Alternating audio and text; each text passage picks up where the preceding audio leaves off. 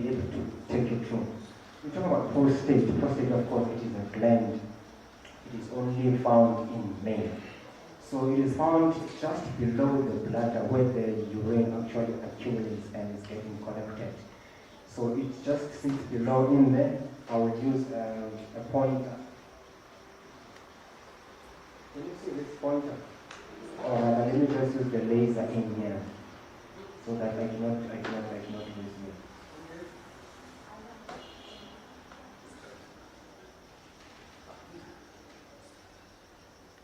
Yes. Is that clear? So it is found just below the bladder, anterior to the rectum, just posterior as well to the root of the penis. So the importance of this gland, it plays a major role in the male reproductive system. So it is very vital, also vital in terms of the controlling of the urine, which is getting filtrated from the bladder itself, or it is getting drained from the bladder itself. So it surrounds a small tube. It surrounds this small tube. This small tube is very important, which is called the urethra. So if there is any issue around this small gland, which is the size is about a walnut when it is normal, but when it is abnormal, it can go up to a lemon size. So the main function of it, as I said, it adds or helps in the production of the fluid during the male reproductive system. So if there is a problem in it, there will be some signs and symptoms which are felt or are experienced by that particular individual. I'm just going to quickly run through. So if you're looking at this slide, you will actually appreciate the normal prostate as well as the abnormal prostate in terms of the size, in terms of the anatomy itself. So if you can see from the normal prostate, you can see that the urine is getting collected in the bladder, and you can see that the urethra is patent. You have a clear line, clear demarcation that way you can just pass through without any hindrance or any restriction. So this is the normal part of the prostate. However, if you're looking on the other picture next to that one, which is on the right side, it is more bigger, or it is more larger compared to the one I've just shown you. However, even this one, it is not the cancer at this stage. It is just a hyperplastic state, I should say. So it is just an enlargement of the prostate gland itself. But it is compressing the bladder. You might experience some difficulties, however, it is not cancerous. But there is a contrast if you're looking on the other picture now, where the whole bladder is actually blocked. I hope you notice that. The bladder is actually painted, however, the urethra is blocked. You can see there's a stricture around in there. This black thing that you see there, we will say it's a cancer, it's a tumor. This is where a man will experience signs and symptoms. We're going to go through the list of the signs and symptoms. However, I just want to take you through the risk factors that we are encountering, or that one would encounter when you're diagnosed with this. But with this picture, I just want you to put it in your mind that this is what happens when you're feeling the symptoms.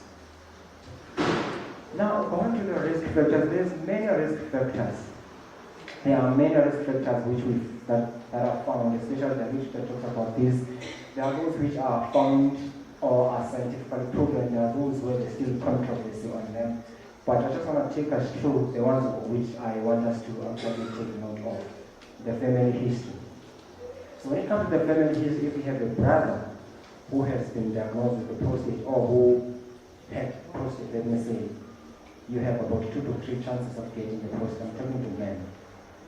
If you have a brother and a man, you have chances of 2 to 3% chances. However, if you only have a brother, you have more chances than you only have a father. I hope it makes sense. If I have a father with a prostate, and I have a brother, if only the brother between the two has a prostate, I have more chances than only if my father had prostate. Does it make sense? Yeah. So that's what the lecture says. It's confusing, but it has been scientifically proven. So if you have family members who have been diagnosed with this, you need to be cognizant of that, and you need to pay attention, and you need to seek help immediately. But I'm going to talk about that as well. And then there are chemicals. There are many chemicals which they make mention of, starting from the workplaces, from the fireplaces, but I want to just make mention of the habits that we use because they produce chemicals. For instance, smoking. Smoking produces some carcinogens. We say carcinogens, about more than 4,000 carcinogens. However, 60 of them, they are found as class 1, which they contribute in cancer. You can have any type of cancer in the body if you are just a smoker. So we actually calculate in terms of the packs that you're smoking a day, and then you say that you are a smoker or a heavy smoker, then how are your chances? Also the consumption of alcohol. If you're consuming more than 15 grams of alcohol a day, you are being called an alcohol consumer. That acts as a catalyst in terms of the prostate cancer as concerned. So if you are smoking and also you are also drinking alcohol, that actually speeds up the process, the alcohol itself. Now the hormones, of course, it relies with the hormones. If there's elevation of the testosterone in your body, you're having high chances of having a prostate cancer. If you know someone who is exercising or going to the gym and using testosterone, he must make sure that he's using that to a certain level, because if you're using it beyond certain levels, then you're actually putting yourself at a risk. As well as there's also what we call insulin and like globulin factor 1. If the level of that is actually high, because it helps in terms of the production of the cell growth. So if that is more higher, it also gives you a risk of developing this prostate. And then I want to talk about age. There's still controversy. However, if you are 50 plus, you are at risk. If you are a male and you are 50 plus, you are at risk. So you need to make sure that you have started the screening. I'm going to talk through the screening processes as well. You need to make sure that you've started the screening, all of those checkups. And there's also an issue now when it comes to ethnicity as well as race. That if you are a black man, you are actually at higher risk than if you are a white man. So literature says the African American, they have higher chances. Also the Western Africans, they have high chances. So even the Southern American, they have high chances of developing this prostate cancer. Now, if you're looking at other literatures like the European literature, like the guidelines, they will tell that if you are a black male from 42, at least you need to have started the screening processes. Because the fact that you are black, you are prone already. I hope it makes sense. As I'm looking here, we're all, I think we're black, so we need to have started this. If you are at least 45, from 45 going upwards, you need to start. But it's always advisable to start as early as from 40 years. Am I making sense? Okay. And then there are genes, so genetics, genes that are involved. There are genes which are actually associated with this. Not really going to go through a lot of them, but there's what you call it BRCA1 and 2. So it comes from the BRCA gene mutation. If there's that mutation of that gene, you're actually prone to cancer, any type of cancer. But it has been noted in literature that if you have this mutation of this type of gene, you are at higher risk of developing breast cancer, even if you are a male. You are at higher risk of developing ovarian cancer to the females. Now the fact that if you can have someone who has been diagnosed with the ovarian cancer or breast cancer in the female, and you are a male, you are at high chances of developing prostate. So we need to pay attention to all of these. We need to pay attention to all of these. And then when I was reading, something caught my eye was the diet. Diet is very important. So they make mention of what we call a high-fat food, the saturated fat. The saturated fat comes from animals, meat eating. So the literature is just clear. This is science. The literature is very clear that if you are eating meat and this saturated fat, it is actually increasing your high chances as well. So I'm going to go through the signs and symptoms, and then later on what we can modify as well. So basically, we need to watch what we are doing. I talked about inherited symptoms. Of course, it comes from the family who are actually carrying these gene mutations. I'm just going to take you through the signs and symptoms. If you have one of the signs, if you have 2 or 3, you need to pay attention and you need to start thinking about the screening as well. So the most important one, if you have pain while passing urine, or there's burning sensation while passing urine, if there's blood in the urine, those are very serious. These are the most common ones. However, there are a lot more. There are a lot more of them. So literature goes far and tells you that if there's also backbone pain that you are experiencing, pain in the testicles, as well as the loss of bladder and bowel control. Sometimes it's difficult to control your 2 people. It's difficult to control the urine. You need to have that being checked. There's many ways of checking what is happening in your prostate gland. So if there's pain, I think you need to make sure that you seek some help. So in terms of the diagnosis, there are many examinations or screening tools that they use in order for them to actually see.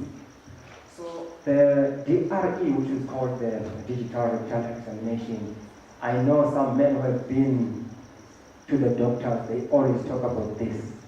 And sometimes it is like they're making fun of it. It is not fun. This is how they actually do some tests. Because if you're doing this DRE, you actually feel the consistency and the hardness of the prostate itself, and also the shape and the size. As I said, how is the size, how is the shape. And then the PSA testing, which is the prostate-specific antigen. This is will be fun to note that this is very important. So what I want us to actually keep in our minds, out of all these prostate cancer diagnostic aids, it's the digital rectal exam, as well as the PSA testing. These are the number 2, which are the most common one. If you go to a general practitioner, these ones are done there. However, others are done by specialists. Because if you need now to have a biopsy, general practitioner is not going to do a biopsy. You need to see a urologist who is a specialist in this regard. And then now you can have a sample of that piece to see what is happening next day. The transrectal ultrasound, the random core biopsy, as well as the MRI. So yeah, I'm going to take you through the staging now. I don't want to waste much of the time. So the staging of cancers, we know, you will hear people talking about stage 4. If you want stage 4, because that is the scary one. Whereas when you are still in stage 1, it's still something that can be reversed in a way that you can have treatment and then you are fine, stage 1, stage 2. But if it's advanced stages 3 and 4, then it is a problem. Because now it is not only localized within the gland itself, but it has spread to the local tissues around the gland. But stage 4, it has gone to other organs. Now, even if you can do an operation, there's nothing much because it has gone to other areas which is not supposed to go. So stage 1, what would be important if it was stage 1 cancer? It would be important to have active surveillance. What do I mean by active surveillance? To have these checkups, to have this direct rectal examination, to have the PSA, which is taken from your blood, to see how the levels of the PSA. So it is important to do this. However, there are other modalities that can be used, which is the radical prostatectomy. This is an operation now, and then the radiation therapy. This is a radiation now. We know radiation. We're not doing the operation. It's just the radiation that is focused on that area of interest. That is stage 1. Stage 2. We are watchful waiting. We're just watching to see if this is going to metastasize or what. While you are doing the watching and waiting, you are still continuing with the tests. So I'm going to just